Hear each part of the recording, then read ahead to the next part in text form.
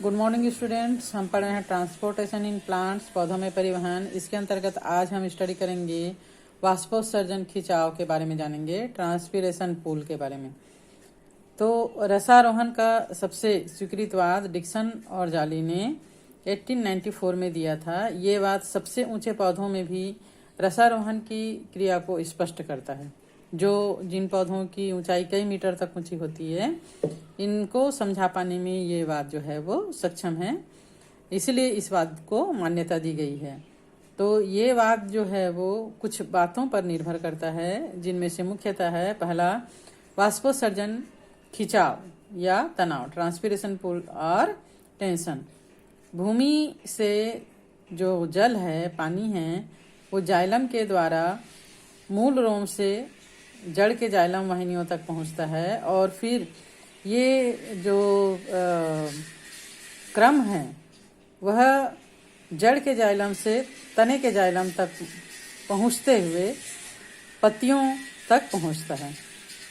पत्ती के जाइलम से जल जो है पर्ण मध्यों तक कोशिकाओं, मेसोफिल सेल्स में तरल पदार्थ के रूप में संचालित होता है, और फिर अंत में जो अधोरंध्री गुहिका होती है, सब स्टोमल कैविटी होता है, उससे होता हुआ स्टोमेटा के द्वारा वाष्प के रूप में वायुमंडल में बाहर निकल जाता है। तेज हवा के बहाव और सूर्य प्रकाश में अधिक वाष्पोत्सर्जन होता है, क्योंकि रंध्रों के द्वारा जल जो है वो ज्यादा वातावरण में मुक्त होता है, जिसके फलस्वरूप प्रयोग द्वारा ये सिद्ध किया जा सकता है कि कांच की नलिका में वायुमंडलीय दबाव के कारण जिस ऊंचाई तक जल को चढ़ना चाहिए, उससे बहुत अधिक ऊंचाई तक जल अधिक वाष्पोत्सर्जन के कारण चढ़ पाता है।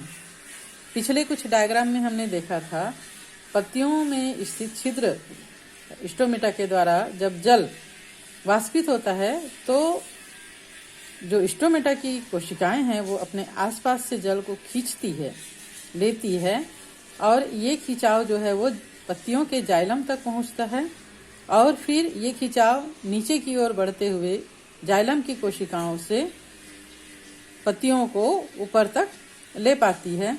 इस प्रकार बहुत अधिक ऊंचाई तक भी जल वाष्पोत्सर्जन के कारण चढ़ पाता है।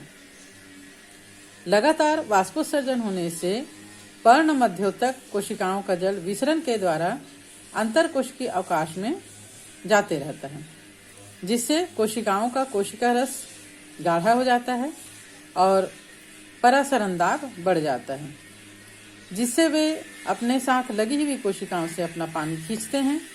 इस प्रकार प्रत्येक कोशिका से जल जाते रहने के कारण एक सक्सेशन प्रेशर, चूषण दाब और तनाव, टेंशन, पानी का जो खिंचाव का जो टेंशन होता है ना, तनाव होता है, ये बढ़ते रहता है।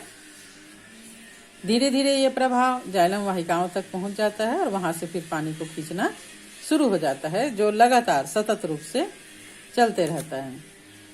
ये वाहिकाएं तने और जड़ की वाहिकाओं से पुनः जल के कॉर्टेक्स की कोशिकाओं से, और कॉर्टेक्स की कोशिकाएं मूल रोम से, और मूल रोम जो है वो मिट्टी से लगातार जल को अवशोषित करते रहते हैं, खींचते रहते हैं। इस प्रकार मूल रोम से पत्तियों तक लगातार बिना किसी रुकावट के विसरण के द्वारा जल जो है वो पहुंचते रहता है।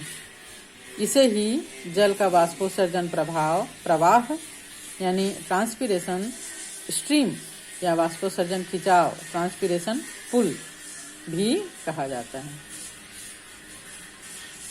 प्रयोगों के द्वारा वाष्पोत्सर्जन की क्रिया को देखने के लिए एक यू आकार की नली को स्टैंड के सहारे अगर हम लगाते हैं, और नीचे वाले छिद्र में कार्क के सहारे एक संकीर्ण और लंबी कोशिका नली, केशिका नली, कैपिलरी ट्यूब को लगा दें। उपकरण में पानी भरने के बाद ऊपर वाले एक छिद्र में कार्क के सहारे कटी हुई टहनी लगा दें, और दूसरे छिद्र को कार्क से बंद कर दें, और अब कोशिका नली के बाहरी छोर को रंगीन जल से भरे हुए बीकर में डुबा दें। तो कुछ देर बाद हम देखेंगे कि वाष्पोत्सर्जन खिंचाव के चलते जल कोशिका नली में ऊपर चढ़ने लगा है, केशिका नली में ना। सेकंड है संसंजक बल और जल का तनन सामर्थ्य, cohesive force and tensile strength of water.